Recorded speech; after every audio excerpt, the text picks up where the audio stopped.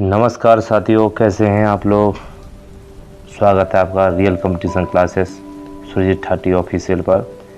आज का world geography का टॉपिक है वोल्केनो, ज्वालामुखी, जो हम अब तक 5 क्लास कर चुके हैं। 6वीं क्लास है हमारी। तो बहुत ही आप जुड़े रहें शुरू से लास्ट तक, क्योंकि आधा अधूरा ज्ञान किसी काम का नहीं होता। और एक विशेष सूचना टॉपिक के अंत में जाकर, इसे सब्सक्राइब नहीं है तो सब्सक्राइब करें, और सब्सक्राइब है तो इसे शेयर ज़रूर करें और लाइक ज़रूर करें, ताकि हमें अंदर से खुशी हो और सब्सक्राइब करने से हमारे हाथ मजबूत हों, ताकि आपके लिए हम नया कंटेंट लाते रहें। तो आज की क्लास है ज्वालामुखी। ज्वालामुखी है क्या? ज्वालामुखी क्रियाएं अंतर्जाल बलों के कारण होने वाली आकस्मिक प्राकृतिक घटना है, जिसके अंतर्गत विस्फोट, साथ में पृथ्वी की सतह पर लावा, जलवाष्प, गैसें और राख जैसे पदार्थ, जैसे लेपली जैसे बोलते हैं, मटर के दाने के आकार का ज्वालामुखी बम निकलते हैं, उसे हम वोल्केनो कहते हैं। इसमें निकलने वाली गैसें होती हैं, जिससे कार्बन डाइऑक्साइड सबसे ज़्यादा मात्रा में होती है। उसके बाद sulphur dioxide, nitrogen, argon, chlorine, hydrogen, hydrochloric acid, carbon monoxide, ऐसे अन्य प्रकार की गैसें इसमें निकलती हैं। ज्वालामुखी के प्रमुख कारण क्या रहे हैं? तो पहला कारण इसमें निकल के आता है विवर्तन की गतिविधियाँ, जिसके कारण ज्वालामुखी आते हैं। विवर्तन की गतिविधियों में जैसे कि प्लेटों की गति के कारण ज्वालामुखी क्रियाएं होती हैं। ज्वालामुखी मुख्यतः अभिसारी तथा अपसारी प्लेटें किनारों पर होता है। भूकंप के कारण कई बार सतह पर दरारें का निर्माण होता है, और जिससे ज्वालामुखी उद्भव की संभावना बढ़ जाती है। भूकंप किसी टेक्निज्म के कारण होता है। भूकंप के कारण यहाँ पर आपको दरार देखने को मिलेगी, और इस दरार में जगह मिलने पर नीचे से लावा ऊपर को निकल आता है। उसे पहले तो विवर्तन की गतिविधि में ये आएगा। दूसरा कारण हो सकता है भूगर्भ, जो आंतरिक भाग में ताप वृद्धि मतलब टेम्परेचर का बढ़ना। तो पृथ्वी के आंतरिक भाग में रेडियोधर्मी पदार्थों के विघटन के कारण ऊष्मा का उत्सर्जन होता है, जिसके कारण चट्टानें पिघलकर मैग्मा का निर्माण कर लेती हैं, और मैग्मा पृथ्वी की सतह पर पहुंचने का पूरा प्रयास करती हैं, और जिससे ज्वालामुखी क्रियाएं होती हैं। तीसरा है इसमें आंतरिक भाग में दाब में कमी। जैसे कई बार आंतरिक चट्टानों पर लगने वाला दाब कम हो जाता है, जिसके कारण गलनांक में कमी आती है, और अंत में जाके चट्टानें आसानी से पिघलकर मैग्मा का निर्माण कर लेती हैं। यही मैग्मा लावा के रूप में सतह पर आ जाता है। और चौथा इसका कारण है गैसों का निर्माण होना। यदि पृथ्वी के आंतरिक भाग में जल प्रवेश करे तो वह उच्च तापमान के कारण गर्म होकर जलवाष्प में परिवर्तित हो जाता है। जैसे कि मानो कि एक तवा है, तवे पर आप पानी डालो गर्म तवे पर, तो वहाँ पर आपको सफ़ेद सफ़ेद धुआं उठता हुआ दिखेगा। तो ऐसे ही होता है जब गर्म पृथ्वी होती है, नीचे पृथ्वी का भूगर्भ नीचे गर्म होता है। किसी भूकंप के कारण इसमें दरार पड़ गई, दरार में पानी जाने से समुद्र में, तो वहाँ पर जैसे नीचे पानी जाता है तो वो जलवाष्प बनती है, और जलवाष्प कहीं ना कहीं फिर वो गैस कहीं कहीं रास्ता देखती है, तो जैसे उसे रास्ता दिखता है वहाँ पर फोड़कर ऊपर को निकल आती है। जलवाष्प तथा इसके जैसी अन्य गैसें प्रवर्तक का कार्य भी करती हैं, मतलब धरती को तोड़ने का कार्य करती हैं, तथा ज्वालामुखी क्रियाओं की संभावना को बढ़ाती हैं। चौथा कारण ये है हमारा। पाँचवा कारण है समस्या की समायोजन, जिसमें क्या होता है कि पृथ्वी के ऊंचे तथा नीचे स्थानों के बीच एक संतुलन बना रहता है। ऊंचाई पर स्थित भागों का निर्माण हल्की तथा कम घनत्व वाली चट्टानों से होता है, तथा गहराई में स्थित भागों का निर्माण भारी एवं अधिक घनत्व वाली चट्टानों से भी होता है। जब अपरदनकारी गतिविधियों के कारण यह संतुलन बिगड़ता है, तो रचनात्मक गतिविधियों द्वारा इस संतुलन को पुनः बनाने का प्रयास करती हैं। इन रचनात्मक गतिविधियों के कारण ज्वालामुखी क्रियाओं की संभावना भी बढ़ जाती है। ये हमारे हुए 5 कारण। अब बात करें हम टाइप ऑफ वोल्केनो। वोल्केनो कितने प्रकार के होते हैं? तो इसमें हमने 6 प्रकार के वोल्केनो पढ़ेंगे। एक तो होता है फिशर वोल्केनो, दूसरा सील, तीसरा डोम वोल्केनो, चौथा होता है आर्चकैनर, और एक होता है कंपोजिटिव वोल्केनो, और तीसरा होता है कॉल्डेरा वोल्केनो। इनके बारे में हम जानेंगे एक एक करके बारी से। तो पहले हम देखेंगे वोल्केनो के पार्ट क्या क्या होते हैं, वोल्केनो बना कितने रूप में है। तो सबसे पहले बात करेंगे और जो मैग्मा चैम्बर की, यहाँ पहले से मैग्मा भरा हुआ है, उसे बोलेंगे हम मैग्मा चैम्बर। मैग्मा चैम्बर के बाद में जो ये आपको बहता हुआ दिख रहा है, ये बहता हुआ दिख रहा है, इसे हम कहेंगे मैग्मा। उसके बाद जो मैग्मा यहाँ से निकलता है उसे कहेंगे मैनवेल्ट। उसके बाद में जो मैग्मा ऊपर निकल चुका है उसके बाद ठंडा होकर जो बह रहा है उसे हम कहेंगे लावा। और जो धुआं है, धुआं में जो राख मिलकर जा रही है उसे बोलेंगे राख, आस। और जो यहाँ इस ज्वालामुखी का मुंह है, जिससे ज्वालामुखी लावा मैग्मा निकला और धुआं निकला, उसे बोलेंगे हम क्रेटर। यही क्रेटर आगे जाकर झील का निर्माण कर लेगा। उसके बाद ये तो होगी main belt, 1 number main belt. और दूसरे बाद में इसके ही दूसरी साइड में कोई और बेल्ट निकल जाती हैं तो उसे सेकेंडरी बेल्ट बोलते हैं। बात करेंगे हम लेयर ऑफ लावा और अंश की, तो ये जो सूख जाता है, जो पहाड़ी का रूप ले लेते हैं, उसे हम लावा की और राख की परत बोलते हैं। ये हो गए हम पार्ट ऑफ वोल्केनो, मतलब ज्वालामुखी के भाग। हम बात करें लावा के प्रकार कितने हो सकते हैं, तो पहला प्रकार इसका अम्लीय लावा, जो फेल्सिक लावा कहते हैं इसे। फेल्सपर प्लस क्वार्टज, इस लावा में सिलिका की मात्रा अधिक पाई जाती है, लगभग 65 से 85% इसमें सिलिका पाई जाती है। लावा गाढ़ा तथा चिपचिपा होता है। इसमें बात करेंगे श्यानता की, तो श्यानता ज़्यादा रहती है। इस लावा का तापमान तुलनात्मक रूप से कम होता है। ऐसा लावा विस्फोट के साथ बाहर निकलता है। ऐसे लावा से ऊंचे ज्वालामुखी शंकुओं का निर्माण होता है, जिसे हम चोटीदार पर्वत या चोटीदार पहाड़ी बोलते हैं। एग्जाम्पल इससे रायोलाइट। दूसरा आता है क्षारी लावा, जिसे हम इंग्लिश में, या जिसका दूसरा नाम है मैफिक लावा, जो मैग्नीशियम प्लस फेरस से बना हुआ होता है। सिलिका की मात्रा कम पाई जाती है इसमें, 45 से 55%। इस लावा का तापमान उच्च होता है, हाई टेम्परेचर में होता है। ये लावा जो है, जो पतला तरल होता है और लावा कम विस्फोट के साथ निकलता है। क्षारी लावा के द्वारा मैदान पठारों का निर्माण होता है। इसमें क्या होता है, जैसे लावा आया, लावा मतलब पूरी तरह से पहाड़ी न बनाकर फैल जाएगा पूरी तरह से, तो वहाँ पर पठार बन जाएगा, बीच में थोड़ा ऊंचा, मतलब चोटी नहीं बनेगी। क्षारी लावा से क्वेश्चन पूछा जाता है, तो कभी यहाँ से चोटी या पर्वत नहीं बनेंगे, तो इससे पठार बनेंगे। तो पठारों का निर्माण करने वाला लावा क्षारी लावा कहलाता है, जिसमें मैग्नीशियम और फेरस पाया जाता है और इसमें सिलिकॉन कम मात्रा में पाया जाता है। बात करें ज्वालामुखी उद्गार के प्रकार कैसे हो सकते हैं, तो केंद्रीय उद्गार हो सकता है और दूसरा हो सकता है दरारी उद्गार। इसके बारे में बता चुका हूँ, जैसे फिर से रिवीजन करा दूँ। ये मैग्मा चैम्बर, उसके बाद ये सेकेंडरी बेल्ट इधर उधर जो गई हैं, ये मेन बेल्ट, ये राख और गैस, उसके बाद ये जो बहर के चल रहा है वो लावा, और जो निकल के जा रहे हैं यहाँ से यहाँ तक वो मैग्मा, और उसके बाद में राख और लावा की परतें। इतने तो इसके पार्ट होते हैं। बात करेंगे हम लेमा, ये चैम्बर में क्या होता है, जो एक्टिव ज्वालामुखी होता है उसमें पूरी तरह से चैम्बर भरा होता है, और जो आधा चैम्बर हो चुका है इसे बोलेंगे हम प्रसुप्त ज्वालामुखी। प्रसुप्त ज्वालामुखी का मतलब ये है कभी भी इन फ्यूचर ये यहाँ पर निकल सकता है, शुरू हो सकता है, एक्टिव हो सकता है। और जो पूरी तरह से चैम्बर खाली हो चुका है उसे हम कहेंगे शांत ज्वालामुखी, जो जिसमें कुछ है ही नहीं, तो उसमें कुछ अब निकलने लायक रहेगा नहीं। ठीक, इन दोनों की जो ये जगह हैं इनको हम प्लग बोलते हैं। ये दोनों जगह हैं, ये इनको हम प्लग बोलते हैं। आगे की बात करें ज्वालामुखी की, तो ज्वालामुखी मैंने जैसे बताया कि 6 प्रकार के होते हैं। जैसे बात करें हम केंद्रीय उद्गार की, पहला, तो इस प्रकार के उद्गार में लावा वाहक नालिकाओं के माध्यम से होकर बाहर निकलता है। ये लावा उद्गार ज्वालामुखी सामान्यतः विस्फोटक होते हैं। इस प्रकार के ज्वालामुखी उद्गार अभिसारी प्लेट के किनारों पर होते हैं। जैसे उदाहरण में आप ले सकते हैं स्ट्रोम्बोली और एटना ज्वालामुखी, जो इटली के सिसिली द्वीप पर हैं। तो स्ट्रोम्बोली और एटना ये दोनों केंद्रीय उद्गार हैं। मतलब क्या है कि जैसे इन पहाड़ी जो इन्होंने बनाई है उसके बीचों बीच में जो ये ज्वालामुखी निकलती है उससे हम कहेंगे केंद्रीय उद्गार। बात करें हम दरारी उद्गार की, तो पृथ्वी में किसी भूकंप के कारण दरार आ जाती है, तो दरार से लावा जो निकलता है उसे हम दरारी उद्गार कहेंगे। इस प्रकार के ज्वालामुखी उद्गार दरारों के माध्यम से होते हैं। इस प्रकार के उद्गार कम विस्फोटक होते हैं और ये ज्वालामुखी उद्भव अपसारी प्लेट किनारों पर होते हैं। इस प्रकार के उद्गार के दौरान सामान्यतः क्षारी लावा निकलता है, जो मैंने पहले बता चुका हूँ।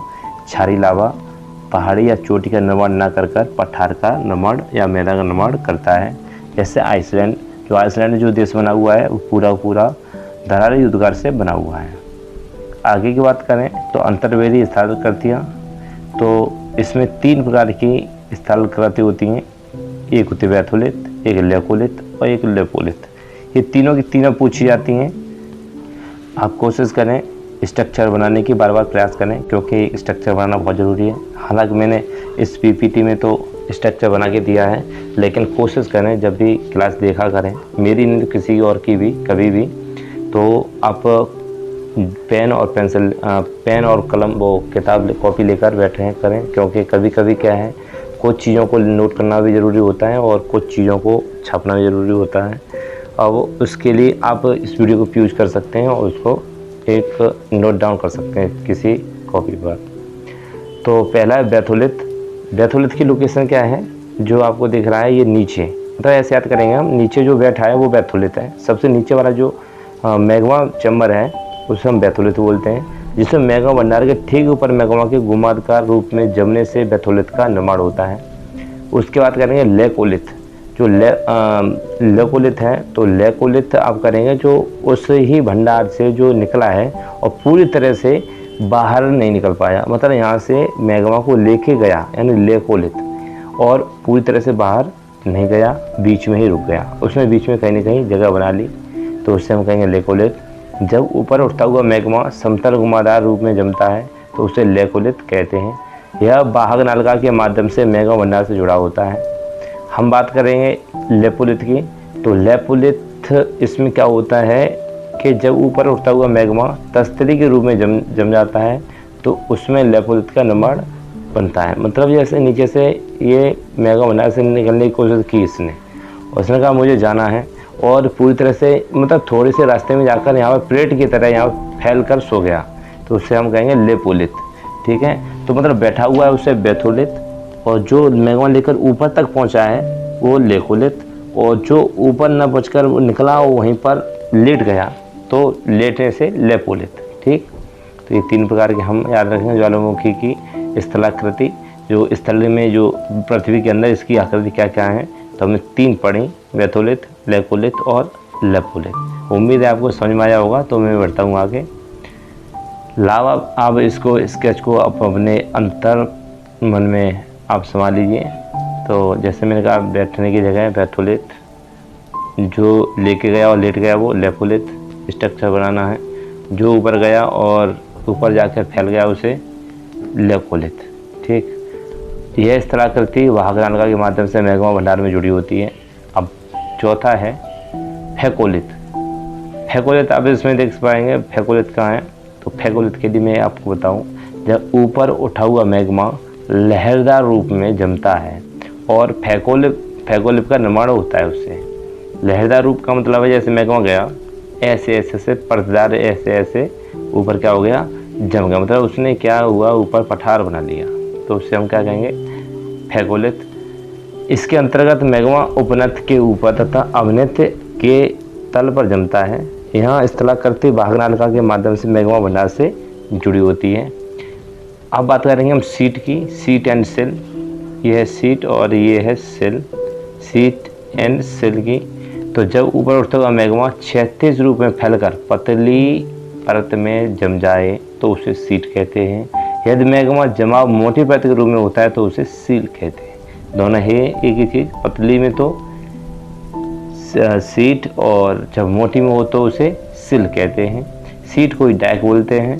वाहक नलिका के माध्यम से मैग्मा भंडार से जुड़ा होता है। बात करेंगे हम डायक की, तो डायक जब ऊपर उठता हुआ मैग्मा दीवार के रूप में जम जाता है तो उसे हम डायक नाम देते हैं। बात करेंगे हम अंतर्वेदी स्थलाकृति पढ़ी थी हमने, अब बाहर वेदी भी पढ़ लें। बाहर इसका कैसे क्या काम है, तो बाहर सबसे पहले बनाता है ये शंकु। शंकु बनता किससे, राख से। तो बात करेंगे इस प्रकार के शंकु का निर्माण तब होता है जब ज्वालामुखी उद्भव के दौरान लावा की मात्रा कम तथा राख की मात्रा अधिक होती है। मतलब क्या है कि इसमें लावा तो कम है, राख जाता है, तो राख ज़्यादा होगी तो जमेगी जल्दी। जिसमें राख कम होती है वो फैल जाता है, पठार बना लेता है। जो अपने साथ में लावा के साथ राख लेके आता है तो राख ज़्यादा दूर तक नहीं आती तो वो चट्टान बना लेता है। इस प्रकार के शंकु की ऊंचाई कम तथा ढाल तीव्र होते हैं। उदाहरण के लिए जैसे जोरल्लो जो मैक्सिको में है, वह शंकु जो अम्लीय लावा से बनते हैं उन्हें अम्लीय शंकु कहते हैं। छारी तो मैंने पहले ही बताया था, पठार बना लेता है। इस प्रकार का लावा गाढ़ा व चिपचिपा होने के कारण अधिक फैलता नहीं है तथा ऊंचे तथा तीव्र ढाल वाले शंकुओं का निर्माण करता है, जिसे हम पर्वत या चोटी बोलते हैं। क्षारीय शंकु पठार बनाता है। क्षारीय लावा अत्यधिक तरल व पतला होता है, इसलिए वो एक जम नहीं पाता और विस्तार में फैल जाता है, जैसे दक्कन का पठार, छोटा नागपुर पठार हमारे भारत में है। तो ऐसे जो पठार बने हुए हैं वो क्षारीय लावा के कारण बने हैं। ऐसे लावा विस्तृत क्षेत्र में फैलकर कम ऊंचाई और मंद ढाल वाले शंकु का निर्माण करते हैं। इस प्रकार के शंकुओं को सील्ड शंकु भी बोला जाता है। उदाहरण के लिए हम एक लेंगे माउना लोआ, जो हवाई द्वीप यूएसए में ये ज्वालामुखी पर्वत पाया जाता है। बात करेंगे मिश्रित शंकु, जिसमें क्षारीय और अम्लीय और उसके बाद राख के और ये सब आ जाते हैं। तो इस प्रकार के शंकु का निर्माण लावा तथा जल खंडाश्रमी पदार्थों के परतों के रूप में जमने से होता है। इस प्रकार के शंकु अत्यधिक ऊंचे व बड़े होते हैं। उदाहरण के लिए आप ले सकते हैं होडो और रेनियर, और होडो और रेनियर दोनों ही यूएसए में पाए जाते हैं। बात करेंगे हम परपोषित शंकु की। तो जब किसी मुख्य शंकु की वाहक नलिका पर लावा का अधिक दबाव होता है तो कई बार वाहक नलिका कट जाती हैं, जिससे उपनलिका का निर्माण होता है। यह उपनलिका शंकु के ढाल पर लावा ले जाती हैं, जिससे शंकु के ढाल पर एक अन्य छोटे शंकु का निर्माण भी होता है। शंकु के ढाल पर बना अन्य शंकु परपोषित शंकु कहलाता है। जैसे कि आप कहें शास्ता का परपोषित शंकु शास्तीना है। बात करें हम कोल्डेरा की, तो अत्यधिक विस्फोटक ज्वालामुखी उद्भव होने पर कई बार सतह का बहुत बड़ा भाग धंस जाता है, जिसमें विशाल ज्वालामुखी कुंड का निर्माण होता है, जिसे कोल्डेरा कहते हैं। कोल्डेरा का एक उदाहरण मैं आपको बता दूं, लेकिन कई जगह लिखा हुआ है, कई जगह नहीं। तो जो आपकी महाराष्ट्र की लोनार झील है, तो लोनार झील भी कोल्डेरा का रूप है, क्योंकि उसमें कहा जाता है कि एस्ट्रोडू से गिरा हुआ था उल्कापिंड, और जिससे वो गड्ढा हो गया। लेकिन वो गड्ढा तो हो गया मानते हैं, लेकिन वो उल्कापिंड का पता नहीं वो कहाँ गया। कोई भी बॉल कहीं फेंको तो वो कहीं तो कूद के जाएगी, अब वहीं भी धसी रह जाएगी, तो वो नहीं आज तक नजर आया। तो उसमें सटीक आंसर ये हो सकता है, वो कोल्डेरा का रूप हो सकता है। जिस प्रकार जैसे यहाँ पर मिट्टी धस गई, उसी प्रकार जिस प्रकार यहाँ पर मिट्टी धस गई है यहाँ पर इस एरिया में, तो नीचे यहाँ पर गोल जैसा एक संरचना बन जाती है झील जैसी, तो ऐसे झील निर्माण हुआ होगा। कई बार कोल्डेरा में वर्षा का जल भरने से कोल्डेरा झील का निर्माण होता है। उदाहरण में जैसे टोबा झील इंडोनेशिया विश्व की सबसे बड़ी कोल्डेरा झील है, और भारत में लोनार झील को कोल्डेरा झील बोला जाता है। कभी कभी लोनार झील को उल्कापिंड से बनी हुई झील भी कहा जाता है।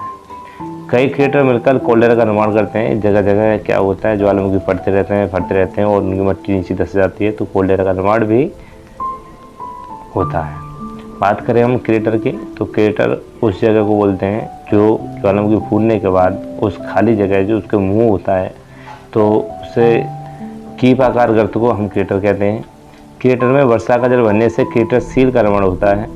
उल्का पिंड के गिरने से भी क्रेटर का निर्माण होता है, लेकिन गिर जाए तो क्योंकि वायुमंडल उल्का पिंड को गिरने नहीं देता। महाराष्ट्र की लोनार झील क्रेटर झील का उदाहरण है, और कई जगह मैंने बताया अभी कोल्डेरा का भी भाग मानी जाती है। तो अभी इसमें थ्योरी कंप्लीट नहीं हो पा रही कि है क्या। प्लग की बात करें तो भाग नलिका में लावा की जमने से प्लग का निर्माण होता है। संघ के अपरदन के बाद यह एक स्तंभ के रूप में सतह पर नजर आता है। ज्वालामुखी पर्वत की बात करें, ज्वालामुखी पर्वत बने तो बने कैसे? जब ज्वालामुखी शंकु अत्यधिक विशाल हो जाते हैं तो ज्वालामुखी पर्वत का निर्माण होता है। उदाहरण में जैसे फ्यूजियामा, फ्यूजीसान, दोनों के दोनों जापान में है। ज्वालामुखी पठार कैसे बनता है? तो जब दरारों के माध्यम से क्षारीय लावा निकलता है, जैसे मैं पहले बता चुका, वो उसमें राख की मात्रा कम होती है तो वो फैल जाता है दूर दूर तक। जहाँ पर निकलता है वहाँ पर ऊंचाई रहती है और इधर उधर थोड़ा नीचा ढाल बन जाता है। जैसे दक्कन का पठार, ये ज्वालामुखी पठार है और ये क्षारीय लावा से बना हुआ पठार है। गीजर की बात करें तो जब ज्वालामुखी क्षेत्रों से गर्म जल एवं जलवाष्प निकलता है तो उसे गीजर कहते हैं। उदाहरण जैसे old 10th volt geyser, Yellowstone national park, ये दोनों के दोनों यूएसए में है। ये गीजर का उदाहरण है। तो नीचे से अचानक से जलवाष्प ऊपर आना और जिसमें पानी हो उसे हम गीजर ज्वालामुखी कहते हैं। बात करेंगे हम धुआंरे ज्वालामुखी की, तो ऐसे ज्वालामुखी क्षेत्र जहाँ पर गैसें एवं जलवाष्प निकलती हैं उन्हें धुआंरे कहते हैं। उदाहरण जैसे 10,000 धुआंरे की घाटी, Katmai national park USA, valley of 10,000 smoke Katmai, जिन द्वारों से सल्फर गैस अधिक निकलती है और उन्हें सल्फ तारा कहते हैं। इसका नाम इटली के नेपल्स शहर में स्थित द्वारे से लिया गया है। जिस द्वारों में कार्बन डाइऑक्साइड गैस अधिक निकलती है उन्हें मोपेरा कहते हैं। ये इम्पोर्टेंट है। बात करेंगे हम लहर की, तो जब बर्फ से ढके पर्वतीय क्षेत्रों में ज्वालामुखी उद्भव होता है तो लावा के संपर्क में आकर बर्फ पिघल जाती है तथा लावा जल खंडाश्म पदार्थ आदि के साथ जब तेजी से प्रभावित होने लगता है तो जिसे हम लहर बोलते हैं। अब हमारी बारी है रिवीजन करने की, उसके बाद हम लगाएंगे क्वेश्चन प्रीवियस ईयर जो भी आ चुके हैं। तो बात करें ज्वालामुखी, जैसे मैं बता चुका हूँ कि पृथ्वी की सतह पर वह प्राकृतिक छेद या दरार या मुख होता है जिससे पृथ्वी की सतह के नीचे द्रवीभूत सेल मैग्मा गर्म लावा गैस बराग के रूप में बाहर आते हैं और या तो पर्वत बनाते हैं या फिर पठार बनाते हैं। ज्वालामुखी के जो कप आकार के जो मुख होता है उसे हम कीप आकार या क्रेटर बोलते हैं। पिघली हुई चट्टान या मैग्मा का धरातल पर बहने वाला भाग लावा कहलाता है और जो नीचे से अंदर से निकलता है उसे हम मैग्मा कहते हैं। ज्वालामुखी उद्गार के समय निकलने वाली गैसों में जलवाष्प सबसे ज़्यादा होता है जो 80 से 90% पाई जाती है। सक्रिय ज्वालामुखी की बात करें तो सक्रिय ज्वालामुखी अभी विश्व में केलायू, ओजोस, डेल सलाडो और कोटोपैक्सी ये एक्टिव ज्वालामुखी में आएंगे। जैसे मैंने बताया था मैग्मा चैम्बर पूरी तरह से भरा हुआ है तो एक्टिव है, आधा है तो प्रसुप्त है और पूरा खाली है तो शांत होगा जो कभी नहीं खुलेगा। जो प्रसुप्त है वो कभी भी खुल सकता है जैसे वेसुवियस, फ्यूजियामा, नरकोंडम। जो मृत है यानी शांत है तो किलिमंजारो और कांगुआ। इनके नीचे अलावा कैपेसिटी ख़त्म हो गई इनके बच के बाद तो शांत कभी भी या मृत कभी भी फूटेगा नहीं। प्रशांत महासागर के चारों ओर एक स्थित ज्वालामुखी की पेटी पाई जाती है तो उसे हम कहेंगे अग्निवलय। जहाँ पर भूकंप ज़्यादा आए हों वहाँ पर ज्वालामुखी भी ज़्यादा ही आते हैं तो वहाँ पर रिंग ऑफ फायर या सर्कल ऑफ फायर प्रशांत महासागर की पेटी को बोला जाता है। ठीक, अगला क्वेश्चन। अब इनकी लोकेशन हम एक बार नज़र मार लें उसके बाद हम क्वेश्चन लगाएंगे। ये है तुम्हारा उत्तर अमेरिका अब देख सकते हैं। तो सेंट हेलेंस रेनियर दोनों के दोनों कहाँ पर हैं? उत्तर अमेरिका। बात करेंगे हम मोनोलोआ, तो मोनोलोआ कहाँ पड़ता है? मैक्सिको। उसके बाद इक्वाडोर में आ जाओ, कोटोपैक्सी। केलायू अमेरिका में हवाई द्वीप पर है। विश्व का सबसे सक्रिय ज्वालामुखी केलायू। ओजन डेल सलाडो विश्व का सबसे ऊंचा सक्रिय ज्वालामुखी जो अर्जेंटीना में है। चिली और अर्जेंटीना की सीमा पर है ओजोस डेल सलाडो। अकांगुआ विश्व का सबसे ऊंचा में स्थित शांत ज्वालामुखी है अकांगुआ में। बात करेंगे हम विश्व का सबसे सक्रिय ज्वालामुखी तो केलायू, फिर से रिवीजन रखेंगे। तो ऐसे ही यहाँ पर जगह जगह दिए हुए हैं, जैसे स्टोम्बोली की बात करें या एटना की बात करें तो ये इटली के नीचे है। वेसुवियस की बात करें तो ये भी इटली पर ही है। भूमध्य में लिपरी द्वीप पर हैं, सिसिली और लिपरी द्वीप पर हैं। सिसिली पर एटना है और लिपरी पर स्टोम्बोली है। भूमध्य सागर का प्रकाश स्तंभ भी स्टोम्बोली को कहा जाता है। बात करेंगे अफ्रीका में कैमरून, और उससे ही जब किलिमंजारो हम आएंगे तो तंजानिया का किलिमंजारो जो मृत शांत ज्वालामुखी है जो कभी भी अब फूटेगा नहीं। हम बात करेंगे भारत में तो सुषुप्त तो नारकोंडम बैरन द्वीप निकोबार द्वीप समूह में है। जब जापान की बात करेंगे तो हम फ्यूजियामा सुषुप्त जो फ्यूजियामा है तो हम उसे सुषुप्त कहेंगे जो कि अब कभी भी एक्टिव हो सकता है। फिलीपींस की बात करें तो माउंट पिनाटुबो जो फिलीपींस में है। ऐसे करके हमने इनको एक बार रिवीजन किया है। उसके बाद में आप इसका स्क्रीनशॉट ले सकते हैं जो कहाँ पर कौन कौन है और टक के साथ है। ठीक, इन्हें आप नोट डाउन कर सकते हैं और जो आपका ये निचोड़ है पूरा। उसके बाद आती है बारी अब क्वेश्चंस की जो अभी तक पूछे गए हैं। तो हमारा पहला क्वेश्चन है ज्वालामुखी के कप आकार के मुंह को क्या कहते हैं? तो आप साथ साथ आंसर देते जाएं, फिर मैं आंसर दूंगा, फिर आप कहेंगे मैंने जल्दीबाजी कर दी। तो पहला क्वेश्चन है इसका, ज्वालामुखी के कप आकार के मुंह को क्या कहते हैं? तो उसे कहते हैं क्रेटर। अगला क्वेश्चन है संसार का सबसे सक्रिय ज्वालामुखी कौन सा है? तो सही आंसर हो जाएगा केलामू। अगला क्वेश्चन है क्वेश्चन नंबर 3, ज्वालामुखी की सक्रियता अधिक पाई जाती है। सबसे ज़्यादा एक्टिव ज्वालामुखी जापान में पाए जाते हैं क्योंकि रिंग ऑफ फायर उसी पे वहीं पड़ता है प्रशांत महासागर। अगला क्वेश्चन है कोटोपैक्सी कहाँ पर है? तो इसका सही आंसर हो जाएगा आंसर ए इक्वाडोर। पृथ्वी के नीचे द्रवित सेल कहलाता है, इसका सही आंसर हो जाएगा ऑप्शन डी यानी मैग्मा, क्योंकि ऊपर आने पर ये लावा बन जाता है। अगला क्वेश्चन है लंबे समय तक शांत रहकर विस्फोट होने वाला ज्वालामुखी क्या कहलाता है? तो इसे हम क्या कह सकते हैं? प्रसुप्त, क्योंकि कभी भी ये एक्टिव हो सकता है। निम्न में से किस ज्वालामुखी को भूमध्य सागर का प्रकाश स्तंभ कहा जाता है? तो क्वेश्चन नंबर 7 में इसका हो जाएगा स्ट्रोम्बोली, जो आपका सिसिली द्वीप पर है। अगला क्वेश्चन है, ज्वालामुखी रिंग ऑफ फायर का घेरा किस महासागर में से संबंधित है? इसका सही आंसर हो जाएगा ए। इसका सही आंसर हो जाएगा ए। अगला क्वेश्चन है, इनमें से कौन विश्व का सबसे ऊंचा ज्वालामुखी पर्वत है? तो इसका सही आंसर हो जाएगा माउंट कोटोपेक्सी सबसे ऊंचा है। अगला क्वेश्चन है, मोनोलोवा उदाहरण है किसका? तो इसका सही आंसर हो जाएगा डी, यानी सक्रिय ज्वालामुखी है मोनोलोवा।